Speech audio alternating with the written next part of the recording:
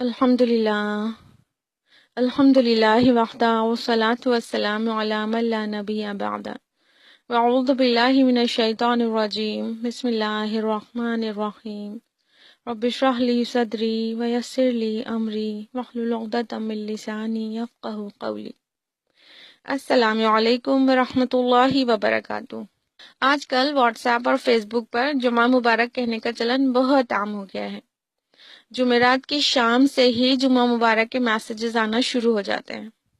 اب سوال یہ ہے کہ کیا جمعہ مبارک کہنا چاہیے؟ ایکچولی جمعہ مبارک کہنا بدعت ہے۔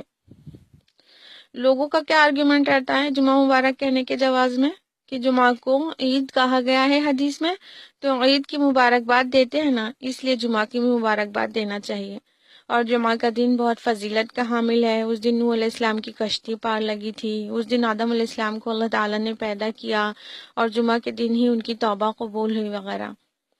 یہ بات درست ہے کہ جمعہ کو عید کہا رسول اللہ صلی اللہ علیہ وسلم نے، اور اس کی کئی فضیلتیں بھی بیان ہوئی ہیں احادیث میں، لیکن اس کا یہ مطلب تو نہیں کہ اس کی مبارکباد دی جائے۔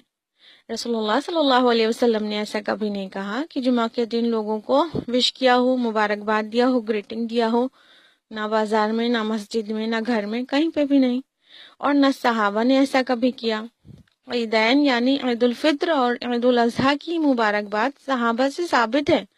وہ جب عید پر ملتے تو ایک دوسرے کو کہتے تقبل اللہ منا ومنکم یا ومنکا، تو یہ مبارکباد ہو گئی۔ تو عیدین جو ہے وہ تہوار ہے، فیسٹیول ہے، اس کو منایا بھی جائے گا اور اس کی مبارکباد بھی دی جائے گی۔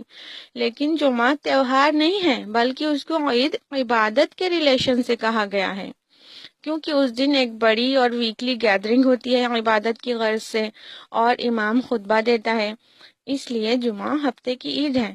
اس کا یہ مطلب نہیں کہ جمعہ مبارک کہا جائے۔ اسی طرح واٹس ایپ پر ایک میسج آتا ہے، جو رمضان کی مبارکباد سب سے پہلے دے اس پر جنت واجب۔ اللہ اکبر! اللہ رسول پر جھوٹ گڑھا جا رہا ہے۔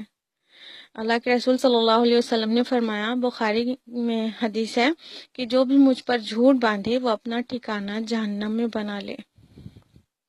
تو جو بھی آپ سے یہ کہے، جو بھی یہ میسج بھیجے کہ رمضان کی مبارکباد جو سب سے پہلے دے اس پر جنت واجب ہے، اس سے کہیے ہاتھو برہانکم، اپنی دلیل، اپنا ثبوت پیش کرو، ان کنتم صادقین، اگر تم سچے ہو۔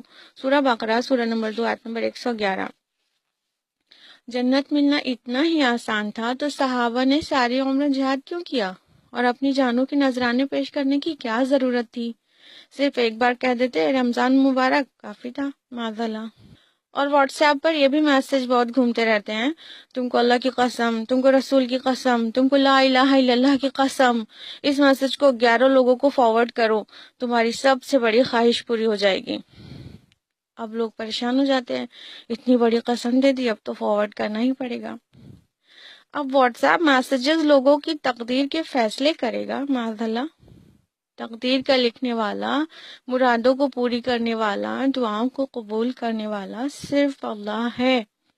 اگر ایسے میسیجز پر یقین کر لیا جائے تو یہ ایمان کی نفی ہے، لہٰذا ایسی باتوں پر کبھی یقین نہ کریں اور ایسے میسیجز کو کبھی فارورڈ نہ کریں، بلکہ آپ کے پاس جہاں سے آیا اس کی بھی اصلاح کریں، اور ایسے میسیجز کو فارورڈ کرنے سے اسے بھی منع کریں۔ اگر سبھی لوگ یہ کام کر لیں تو میسج ریورس ہو جائے گا اور کافی لوگوں کی اصلاح ہو جائے گی۔ عام طور پر مسلمانوں کا مزاج یہ ہے کہ دین کے نام پر کوئی بھی میسج آتا ہے تو بغیر تحقیق کے اس کو فارورڈ کر دیتے ہیں، چاہے اس میں بدعت اور خرافات ہی کیوں نہ ہو۔ اتنی اویئرنیس تو سب کے اندر ہونی چاہیے کہ اگر بات قرآن اور صحیح حدیث کے حوالے سے ہے تو اس کو فارورڈ کریں، ورنہ نہیں۔ اللہ ہمیں نفع بخش علم، فہم اور حکمت نصیب کرے، آمین۔ والسلام علیکم ورحمۃ اللہ وبرکاتہ۔